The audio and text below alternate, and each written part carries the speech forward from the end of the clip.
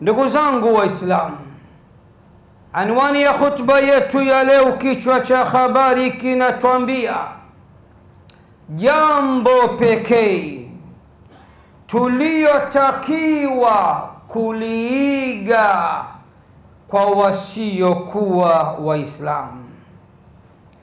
Na kabla ya kuingia ndani ya khutba yangu moja kwa moja, naomba nitoe angalizo kwa wale wazee wa jazba, wale wazee wa kuhukumu, wale wazee wa kukurupuka.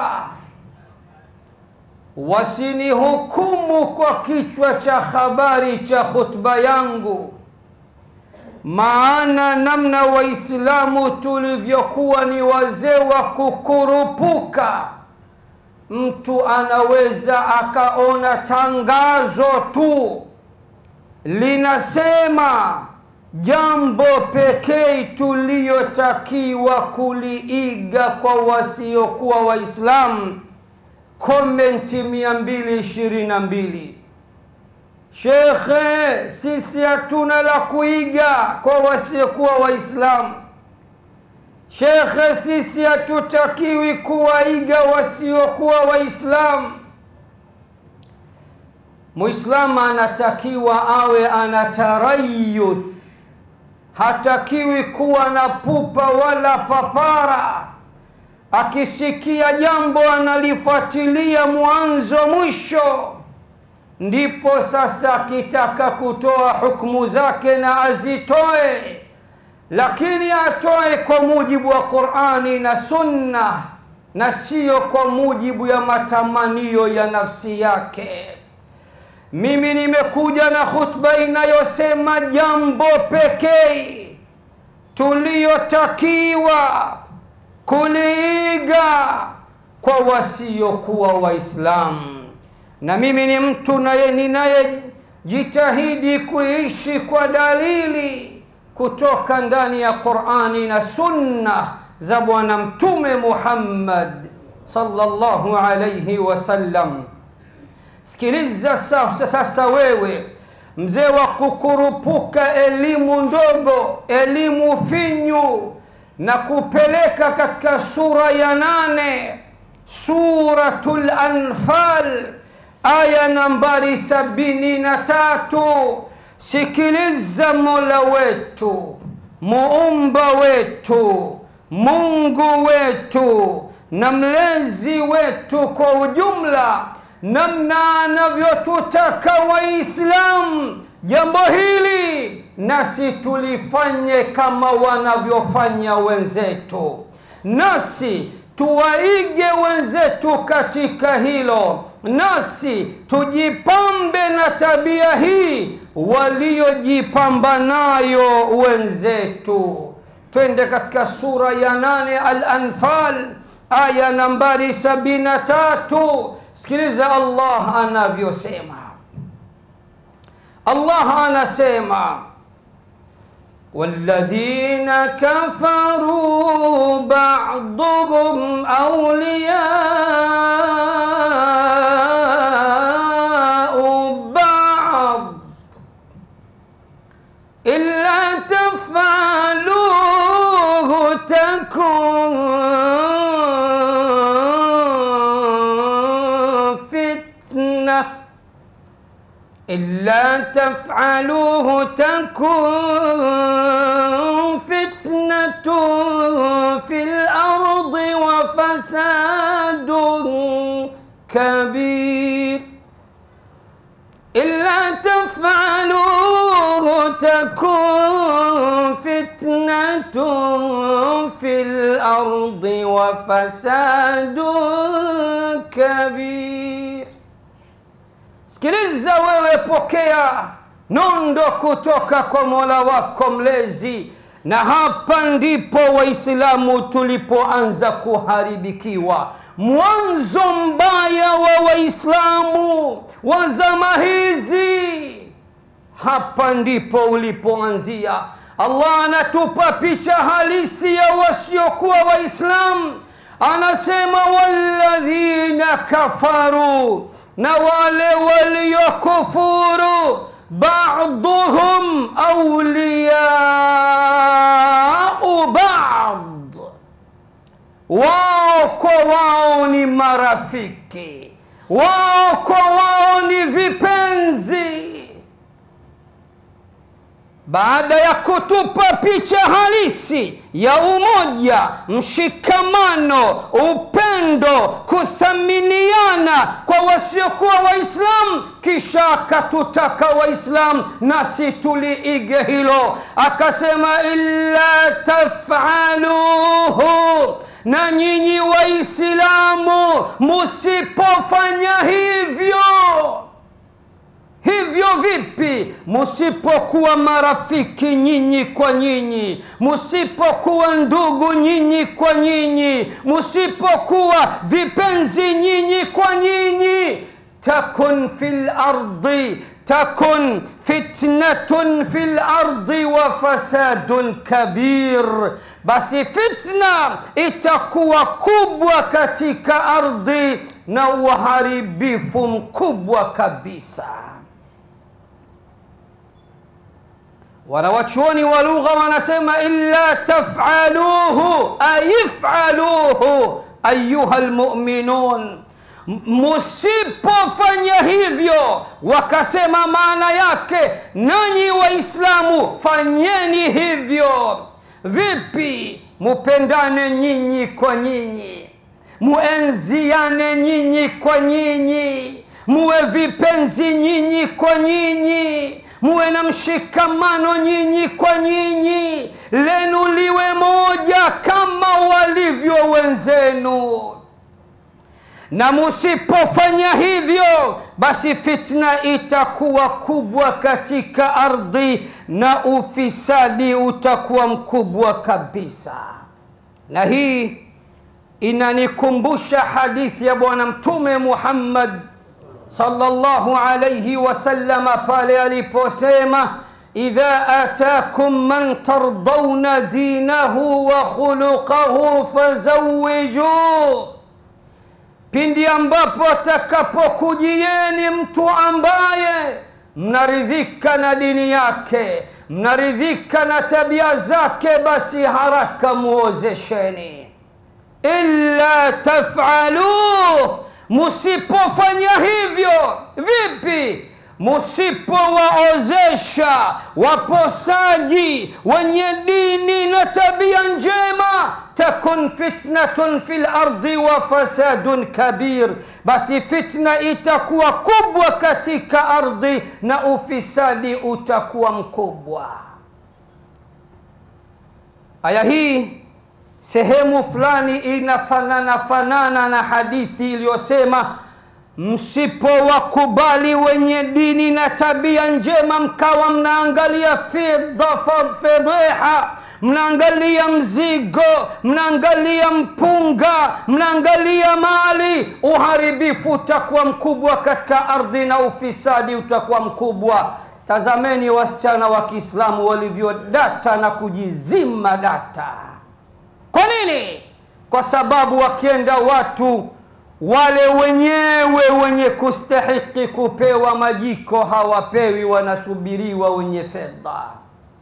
Naam, Allah anasema wale waliokufuru, baadhi yao kwa baadhi ni vipenzi, baadhi yao kwa baadhi ni marafiki, baadhi yao kwa baadhi lao ni moja. Nanyi Waislamu musipofanya hivyo, nanyi Waislamu musipofanya hivyo, yani fanyeni hivyo, na musipofanya hivyo, basi tegemeeni fitna itakuwa kubwa katika ardhi na ufisadi utakuwa mkubwa.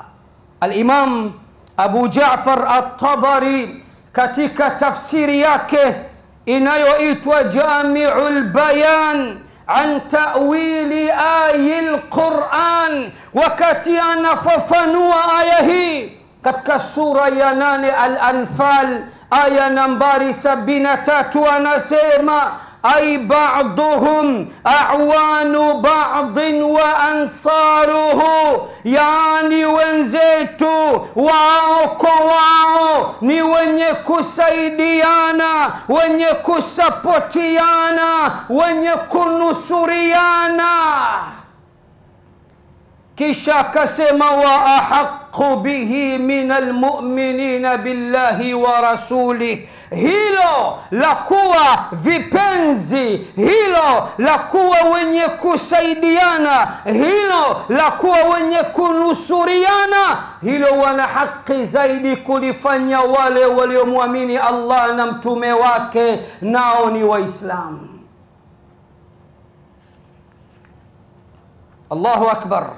Sikiliza tafsiri nyingine ya maulama wa Kiislamu wakati wanafafanua aya hii, kipengele kinachosema illa taf'aluhu, nyinyi Waislamu musipofanya hivyo. Vipi kama walivyo wenzenu? Wako vipi? Lao ni moja, wameshikamana, vipenzi wao kwa wao, wenye kusaidiana wao kwa wao, wenye kusapotiana wao kwa wao, wenye kunusuriana wao kwa wao. Nyinyi Waislamu sipofanya hivyo, takun fitnatun fil ardi wa fasadun kabir. Moja wanawachuoni akasema illa tanasaru, Waislamu musiponusuriana, ayuhal mu'minuna fi ddini, Waislamu musiponusuriana katika dini, tegemeeni mtihani mkubwa na fitna kubwa katika ardhi na uharibifu mkubwa kabisa. Nakupa tafsiri zingine mbili chache kisha niendelee. Wanawachuoni wengine wakasema illa taf'aluhu, musipofanya hivyo maana yake nini? Illa ta'awanu, musiposaidiana, watanasaru fi dini, na musiponusuriana katika dini, basi fitna itakuwa kubwa katika ardhi na ufisadi utakuwa mkubwa. Wengine wakasema illa taf'aluhu, musipofanya hivyo maana yake illa taf'alu ma amartukum bihi min at-ta'awuni wan-nusra. Waislam, musipofanya haya niliyowaamrisha mimi Mola wenu mlezi, yepi? Ya kusaidiana, ya kunusuriana, ya kusapotiana, basi tegemeeni fitna kubwa katika ardhi na ufisadi ulio mkubwa kabisa. Takriban mwezi mzima nimepotea katika nchi, nilikuwa nje ya nchi, lakini nilikuwa nikifuatilia social media katika nchi. Nimeona wenzetu jinsi walivyoamka na wakawa wakali kama mbogo pale alipoguswa mmoja wao, kiongozi mwenzao inayosemekana aliyejeruhiwa akiwa katika makazi yake. Wote nchi nzima wamekuja juu, wala sio dini nzima, dhehebu moja tu. Waraka nzito, matamko mazito kwa serikali, tena zikiwa na amri ndani yake kwamba tunaagiza vyombo vyenye husika wachukue hatua haraka sana. Ndio picha aliyotupa Allah ndani ya sura ya 8 Al-Anfal aya nambari 73. Walladhina kafaru, na wale waliokufuru, ba'duhum awliya'u ba'din, wao kwa wao ni vipenzi, wao kwa wao ni marafiki, wao kwa wao lao ni moja. Sisi Waislamu wangapi wamepata tabu huko nyuma na wanaendelea kupata tabu? Nani katoa hata kijiwaraka kimoja? Kwanza umoja huo tunao, uthubutu huo tunao. Inna lillah wa inna ilayhi raji'un. Umirna an yuwali ba'duna ba'da, sisi tumeamrishwa sisi kwa sisi tuwe vipenzi. Wa nuhina an yuadi ba'duna ba'da, na tumekatazwa kufanyana uadui sisi kwa sisi. Ila sisi ni majanga, sisi ni mtihani, sisi ni alama katika alama za zama za mwisho. Kuanzia sisi mashekhe hadi nyinyi mamuma, Qur'ani na Sunna vinatutaka letu liwe moja. Muislamu mmoja akipata matatizo, Waislamu wote waguswe. Mathalul mu'minina fi tawaddihim, Bwana Mtume anasema mfano wa Waislamu katika kupendana kwao, wa tarahumihim, na katika kuhurumiana kwao, kamathalil jasadil wahid. Waislamu katika kupendana kwao, kuenziana kwao, kuthaminiana kwao, kuhurumiana kwao, wanatakiwa wawe kama jengo moja. Idha shtaka, wanatakiwa kuwa kama mwili mmoja. Idha shtaka minhu udwun, mwili mmoja, kiungo kimoja kikiuma tu, si jino, sio sikio, tadaa lahu sailul jasadi bisahri walhumma, utaona mwili mzima unakosa raha na furaha, unakesha usiku ukiwa na maumivu na homa. Hivi ndivyo tulivyoagizwa. Lakini sisi leo mmoja akipata matatizo, hasa shekhe, watatokea mashekhe uchwara, watachotea bora na kutoa ushuhuda, huyu kadha, huyu kadha. Ala yadhunnu ulaika annahum mab'uthun liyawmin 'azim yawma yaqumu an-nasu lirabbil alamin. Allah anasema hao hawajui ya kuwa iko siku watafufuliwa, katika siku iliyo nzito kabisa, siku ambayo watu wote watasimama mbele ya mlezi wa ulimwengu mzima. Allahu akbar. Sisi tumeamrishwa kupendana na kushikamana, tumekatazwa kufanyiana uadui. Leo sisi ndo tunaongoza kwa uadui, baadhi yetu kwa baadhi. Leo adui wa Muislamu ni Muislamu. Leo anayemfanyia Muislamu figisu ni Muislamu. Leo anayemfitini Muislamu ni Muislamu. Leo anayemhusudu Muislamu ni Muislamu. Leo anayepanga mikakati miovu na michafu dhidi ya Muislamu ni Muislamu. Leo machawa ni Waislamu, leo vibaraka ni Waislamu, leo Waislamu wanatumika katika kudhibiti Waislamu na Waislamu kwa ujumla. Ma'al asaf, nahnu nukhalifu kitab Allahi wa sunnata rasulih. Sisi mdomoni tunadai tunafata kitabu cha Allah na sunna za Bwana Mtume Muhammad, ili hali sisi ni waongo. Sisi ni wazee wa aka zugaring, tunazuga tu. Qur'ani na sunna, mbona tunakwenda kinyume nayo? Aya chungu mzima tunazikhalif, hadithi chungu nzima tunazikhalif. Mojawapo aya niliyowasomea, nambari 73 sura ya 8 Al-Anfal, waliokufuru wao kwa wao ni vipenzi, nanyi musipofanya hivyo, yani musipokuwa vipenzi nyinyi kwa nyinyi. Yani Allah anatutaka tuwe vipenzi sisi kwa sisi. Sisi hilo hatutaki kulisikia.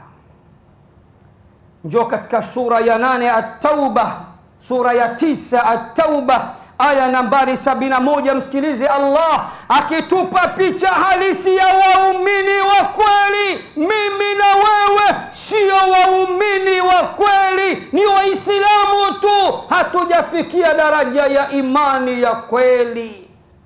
Sikiliza aya hiyo, sura ya 9 Tauba, aya nambari 71. Allah anasema, والمؤمنون والمؤمنات بعضهم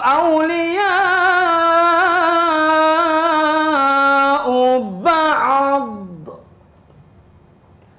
na waumini wa kiume na waumini wa kike wao kwa wao ni vipenzi, wenye kupendana, wenye kushikamana, wenye kunusuriana, wenye kusaidiana, wenye kusapotiana. Wapi? Waumini wa kiume na waumini wa kike. Mimi na wewe laiti tungelifikia daraja la kuwa waumini wa kweli, tungewapenda Waislamu wenzetu na tungeguswa na matatizo yao. Kwa kuwa sisi tupo kwenye daraja la Uislamu, hatujafikia daraja la imani. Qalatil a'rabu amanna. Pokea nondo hiyo katika suratul Hujurat aya za mwisho. Allah anasema qalatil a'rabu amanna, mabedui wamesema sisi tayari ni waumini wa kweli, tumekwisha amini. Papo kwa hapo Allah kawakrashi, kawaambia qul lam tu'minu walakin qulu aslamna. Waambie ewe Muhammad, bado nyinyi hamjaamini, semeni kwanza tumesilimu. Sisi tumesilimu tu, sisi tumesilimu tu. Alhamdulillahi ala ni'mati al-Islam. Tunamshukuru Allah kwa neema ya Uislamu, lakini daraja la imani bado hatujafika. Tutake hivi ndivyo ilivyo na tusitake hivi ndivyo ilivyo. Twende katika sura ya 5 Al-Maida aya nambari 2. Msikilize Allah anavyosema, wataawanu ala albirri wattaqwa wala taawanu ala alismi waludwan. Nasaidianeni katika wema na uchamungu, na wala msisaidiane katika madhambi na uadui. Ni wangapi leo wanasapoti wenzao kudhuru Muislamu mwingine? Laiti tungelikuwa tumefikia daraja la imani, mtu anapokuita kikao nyeti kabisa cha kumfanyizia Muislamu mwenzako, vipi tumtokomeze, vipi tumuonyeshe, vipi tumdhalilishe, wale waliokwepo pale wanapinga, hatukubaliani na wewe. Mahma kan, vovote iwavyo, ni Muislamu mwenzetu, ametamka shahada an la ilaha illa Allah wa anna Muhammadan Rasulullah. Sisi hatukubali hilo. Sisi tuna kauli mbiu chafu kabisa, kauli mbiu inayokwenda kinyume na Qur'an na Sunna za Bwana Mtume Muhammad sallallahu alayhi wasallam. Kauli mbiu sio mwenzetu, mwenzetu sio mwenzetu. Kigezo cha leo sisi nani mwenzetu nani sio mwenzetu ni madhehebu. Babu, madhehebu tumeyafanya ndio dini yenyewe. Taasisi zetu tumezifanya ndio dini yenyewe. Taasisi ni vyombo tu vinavyoweza kushughulikia mambo fulani fulani katika dini. Dini ni Uislamu. Inna ad-dina 'inda Allahi al-Islam. Sisi leo mwenzetu nani? Mwenye itikadi kama ya kwako. Mwenzako nani? Anayeamini kwamba dunia nzima mwezi ni mmoja. anayesema hapana, mimi nakamata kauli ya Imam Shafi'i, kila nchi au kila mji wana muandamo wao, sio mwenzangu. Sio mwenzako vipi? Au anayeamini muandamo mwezi ni mmoja dunia nzima, kashika kauli ya Abu Hanifa na Malik na Ahmad, sio mwenzetu. Mwezi wake mwezi wa wapi? Kuna mwezi wa mtu. Wewe umeumba mwezi? Umeumba mwezi wewe? Yaani sisi ni majanga, badala kushughulika na mambo makubwa tunashughulika na mambo madogo. Subirini baada ya wiki 2 mtaona. Badala ya mashekhe kutoa klipu mbalimbali za kidawa kuhimiza Waislamu watumie vizuri miezi mitukufu, watumie vizuri masiku 10 bora ya Dhulhijja, siku ya kwanza mpaka ya 10. Bwana Mtume anasema afdalu ayami dunya hiya ayyamul ashr, masiku bora ya dunia nzima ni masiku 10 ya Dhulhijja. Hayo Waislamu hawapewi fadhila zake wala thawabu zake wala kheri zake. Ngoma, ligi ya Simba na Yanga, Arafa 1 au 11. Mpaka lini? Mpaka lini? Kuna kauli wanapenda kutumia watoto watemeke, nitaitamka lakini siamini sana. Nani katuroga? Mimi nasema hakuna aliyeturoga, wachawi ni sisi wenyewe. Sikiliza katika Sahihu al-Bukhari hadithi nambari 2442, katika Sahihu Muslim hadithi nambari 2580. Sikiliza, mwenzako ni nani wewe? Wewe unaimaindi zaidi dhehebu kuliko dini.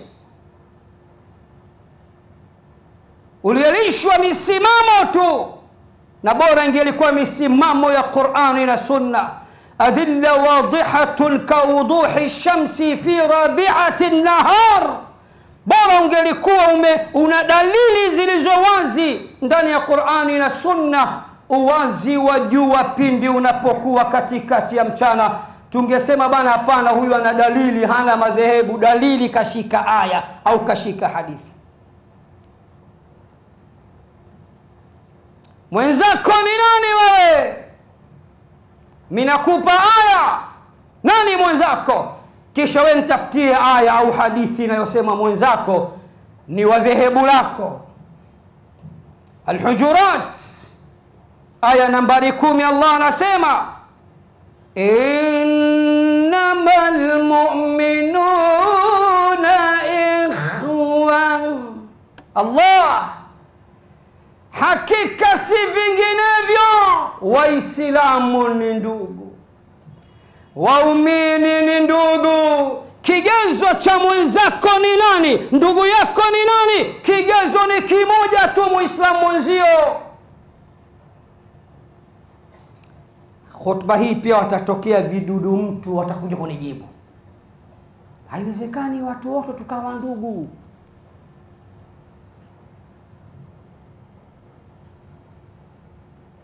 Anayekataa udugu wa Kiislamu huyo ni khawarij, sio katika ahlu sunna wal jamaa. Anayefuata Qur'ani kikweli kweli na sunna kikweli kweli, anaamini kila ambaye Uislamu wake umethibitika, huyo ni ndugu yake. Na anayekataa udugu wa Kiislamu, huyo maana yake anakufurisha, anaona huyu ni kafiri, sio Muislamu mwenzangu, na ndio maana anasema sio ndugu yake. Na kama unaamini ni ndugu yako huyo, tamka wazi kwamba ni ndugu yangu, lakini tunatofautiana 1 2 3. Kwa nini unaukataa kabisa udugu ambao ndio msingi mkuu aliotuwekea Mola wetu kutoka mbingu ya 7?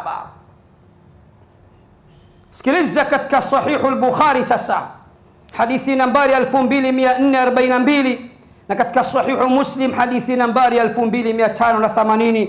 Bwana Mtume Muhammad sallallahu alayhi wasallam anakata kabisa na kugaragaza kabisa na kukata mzizi wa fitna. anatuambia almuslimu akhul muslim, muislamu ndugu yake ni muislam. La yadhlimuhu, hatakiwi amdhulumu, wala yuslimuhu, na hatakiwi amkabidhi amsalimishe kwa adui. Ni wangapi katika sisi, na mimi mwenyewe nimeshapata kusikia baadhi yetu,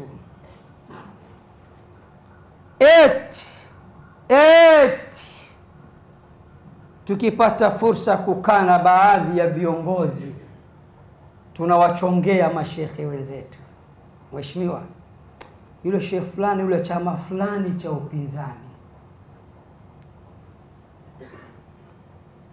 Sisi Waislamu vyama vina thamani kwetu?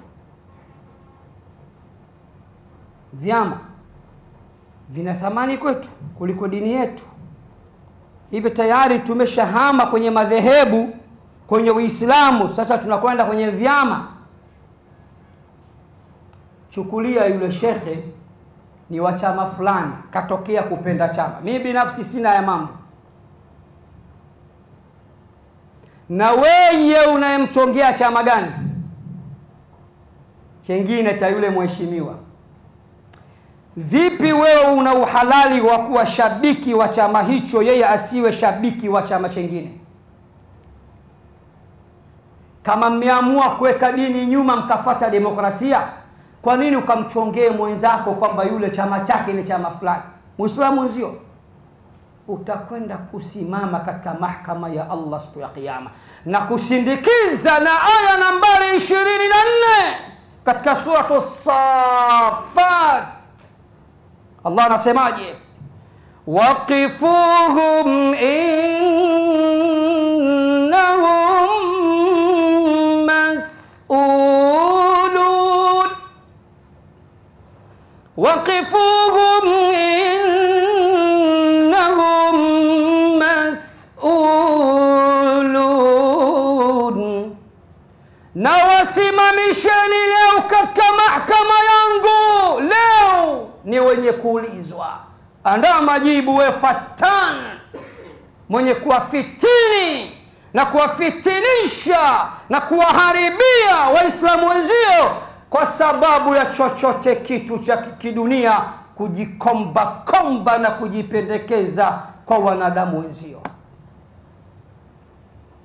Bwana Mtume anasema Muislam ndugu yake ni Muislam, hatakiwi amdhulumu wala amsalimishe kwa adui, amsalimishe kwa adui. Unapokwenda polisi ukasema fulani ni kadha, unamsalimisha kwa adui, na hii maana yake wewe umemuasi Bwana Mtume Muhammad. Sababu Bwana Mtume katoa katazo, akasema hatakiwi amdhulumu na amkabidhi na amsalimishe kwa adui. Wewe unakwenda kumchongea, maana yake unafanyaje? Unamsalimisha kwa adui. Allahu akbar. Na hapa leo nikupeni kisa ambacho sijawahi kukitoa maisha yangu.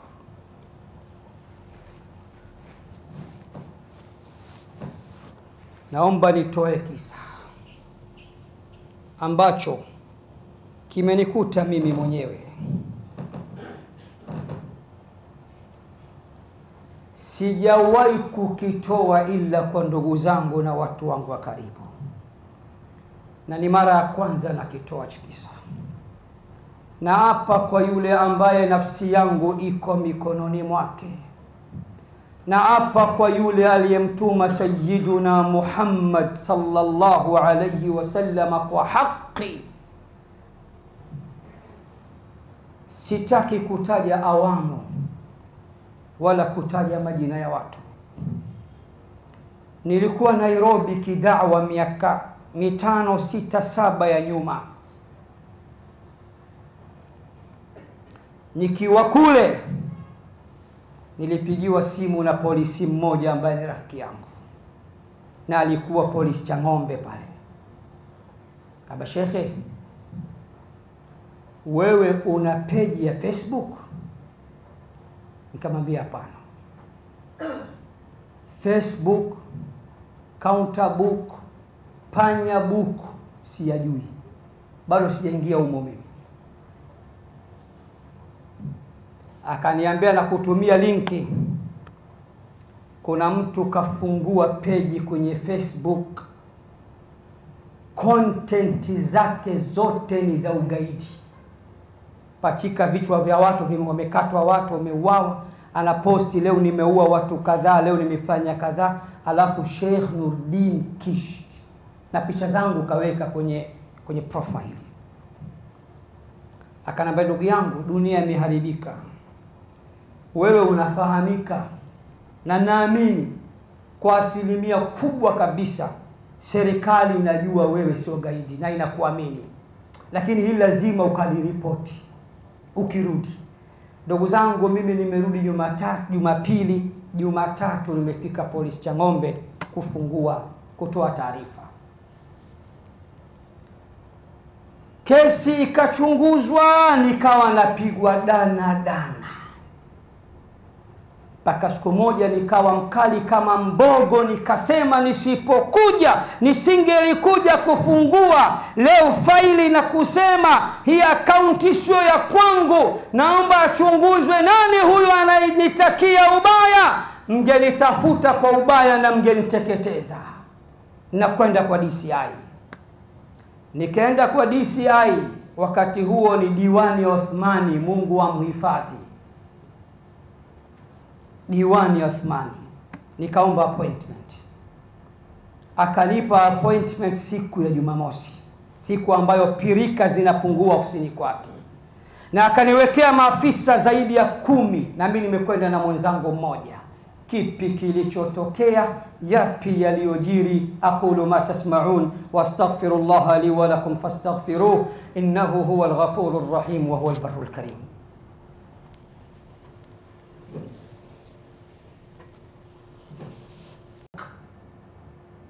Hakujua kama lengo lako ni kufuatilia hii cheni, nani yuko nyuma ya akaunti hii.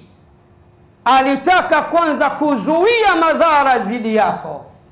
Kwa kitendo cha kuzuia, tumekosa access zote za kujua nani kafungua. Nilikuwa mkali kama mbogo, na yule afande hakuchukua muda, wallahi ameondoka duniani.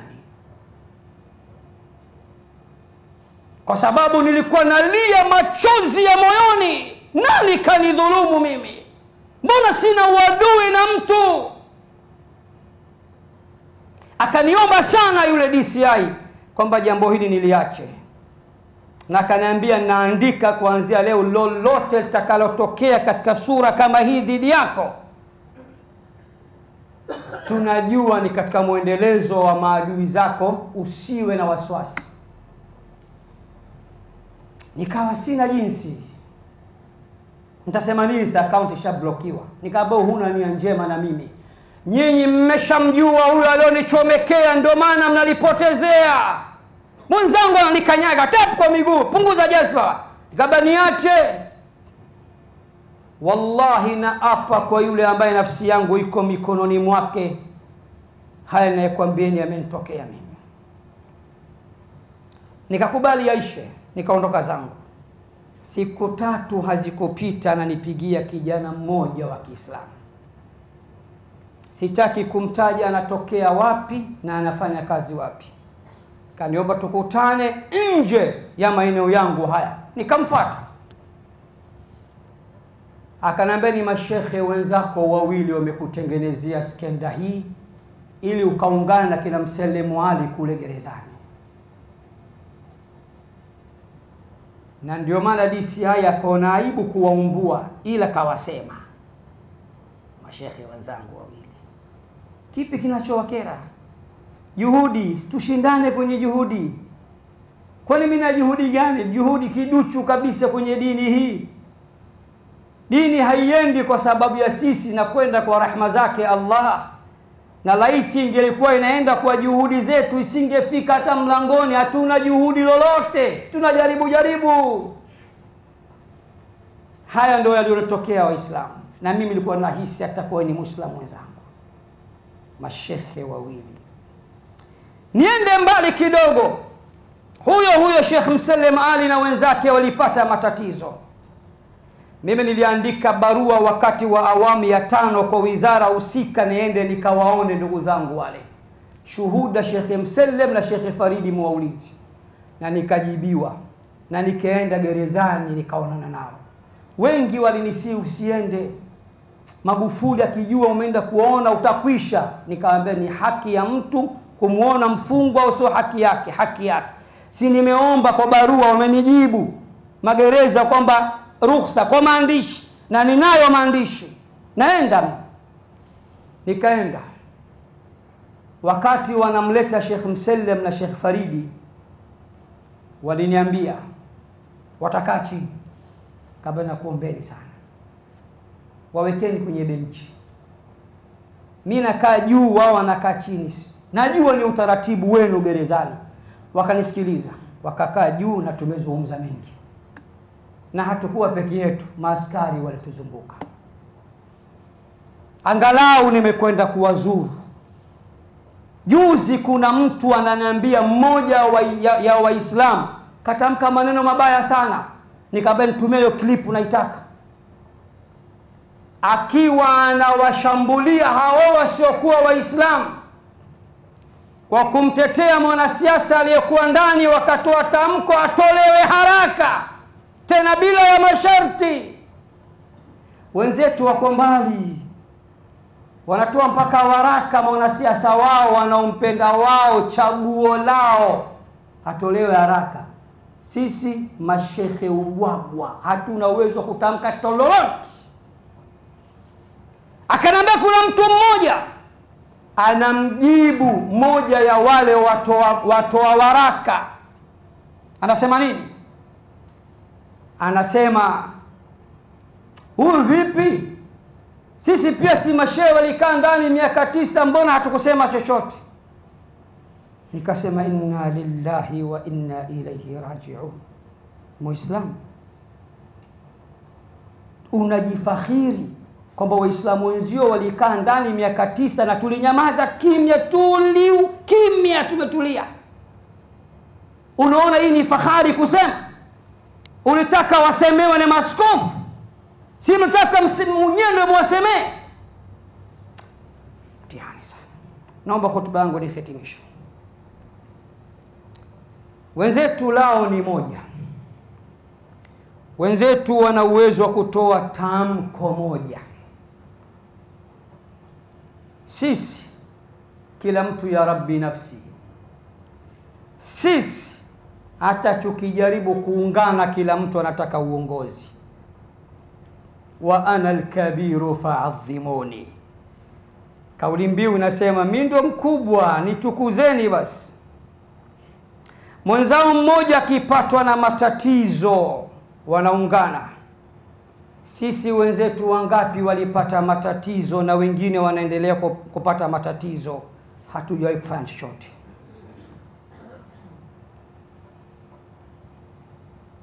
Bali baadhi yetu wanaweza wakafurahia matatizo ya wenzetu na wakaongeza katika moto petroli ili moto endelee kuwaka.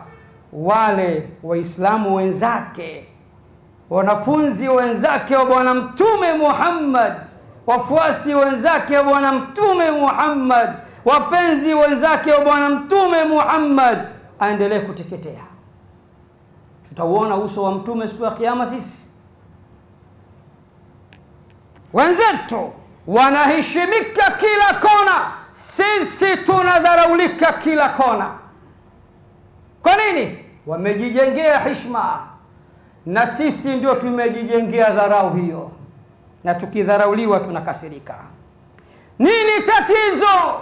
Sisi unafiki ni mwingi, woga ni mwingi, hofu ni nyingi, tamaa ni nyingi, uchawa ni mwingi, na hatuna ikhlas katika dini yetu, na hatudhani ya kuwa iko siku tutaondoka duniani. Kipi tufanye basi ili sisi tuheshimike na heshima yetu irudi na utukufu wetu urudi? Ya kufanywa ni mengi, lakini naomba nikuambieni machache tu ili kuokoa muda wa khutba.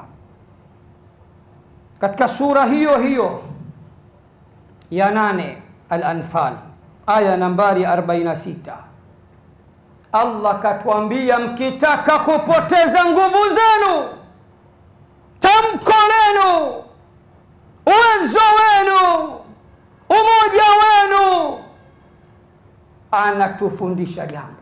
Anasema wa atii'u Allah wa rasulahu wa la tanaza'u fatafshalu wa tadhhaba rihukum wasbiru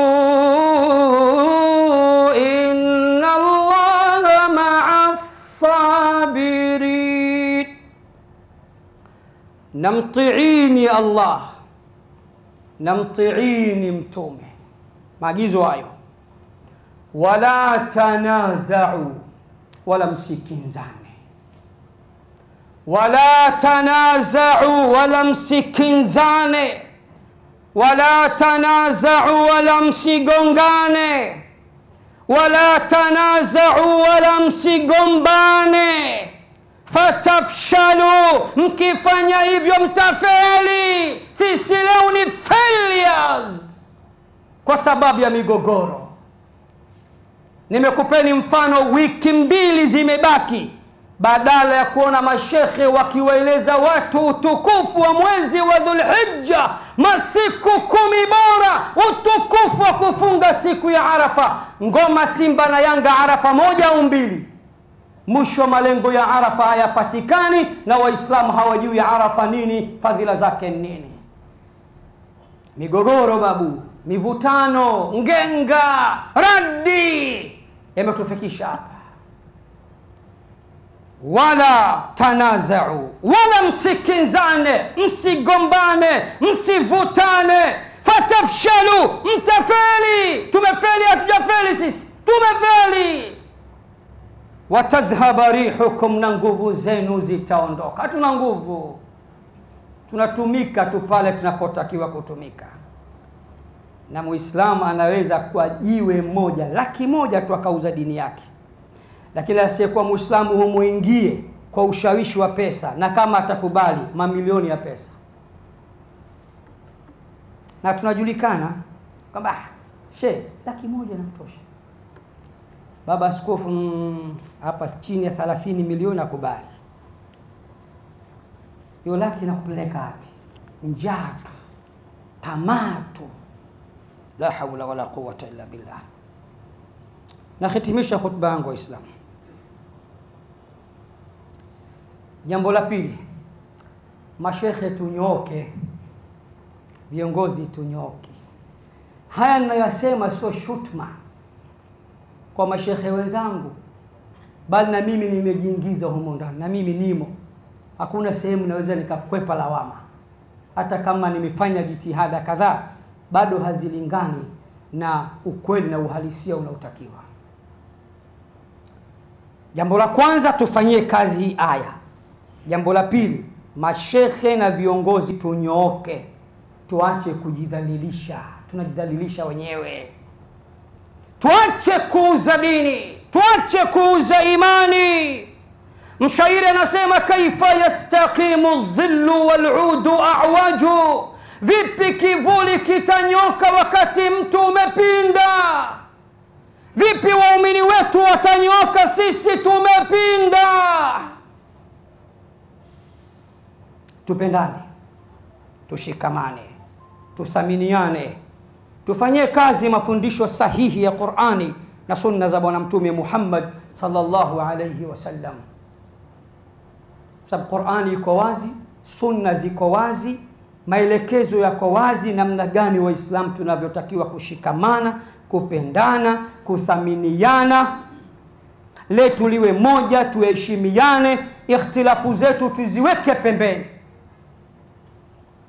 Hutaki kufuata na ushekhe wako na uimamu wako na umamuma wako, wewe hufati Qur'ani na sunna, unakwenda kinyume na aya kede zilizoagiza majambo hayo na hadithi kede zilizoagiza majambo hayo.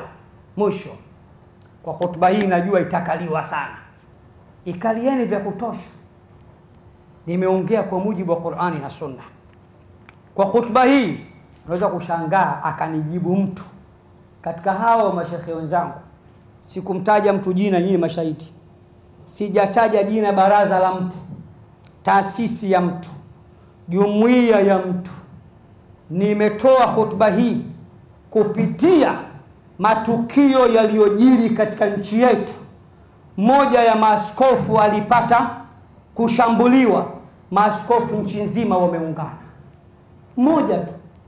Na katika nchi hii haijapatapo kutokea askofu kushambuliwa. Wenzetu watukufu watakatifu.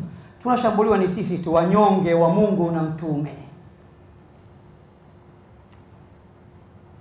Wamejitokeza, wanatoa matamko mazito mazito, bali wanajiingiza mpaka kwenye siasa na kutetea wanasiasa. Wana uthubutu kwa sababu wamejijengea heshima na wakaheshimika. Sisi tumejengea kudharauliwa na tumedharaulika. Mimi sijamtaja mtu jina, atakayenijibu na waomba Waislamu duniani kote mumjue nimemgusa na ndio mwenye sifa hizo, na hotuba yangu imemgusa na ndio maana akajitokeza. Ukirusha jiwe kizani ukasikia mtoto kasema yala, ndio huyo mtu mzima. Allahumma ij'al jam'ana hadha jam'an marhuma waj'al tafarruqahu min ba'di tafarruqan ma'suma aslih dhata baynina wa alif bayna qulubina. Allahumma a'izz al-islam wal muslimin wa adhill ash-shirka wal mushrikin wa dammir a'da'aka a'da'ana a'da' ad-din wansur juyush al-muslimin fi mashariq al-ard wa magharibiha rabbal alamin. Allahumma ansur ikhwanana fi Falastin, Allahumma ansur ikhwanana fi Falastin, Allahumma kun lahum nasiran wa mu'ina, Allahumma kun lahum nasiran wa mu'ina. Allahumma man arada بنا وبإسلامنا سوءا فأشغله في نفسه ورد كيده في نحره واجعل تدبيره تدميرا له يا أرحم الراحمين. اللهم أنت تعلم أعداءنا من الجن والإنس عددا فاقتلهم اللهم بددا ولا تبق منهم أحدا وأرنا فيهم يوما أسودا كيوم فرعون وهامان وأبي بن خلف. اللهم صل وسلم على سيدنا محمد وعلى آل محمد كما صليت على إبراهيم وعلى آل إبراهيم إنك حميد مجيد. وبارك اللهم على محمد وعلى آل محمد كما باركت على إبراهيم وعلى آل إبراهيم في العالمين إنك حميد مجيد. سبحان ربك رب العزة عما يصفون وسلام على المرسلين والحمد لله رب العالمين.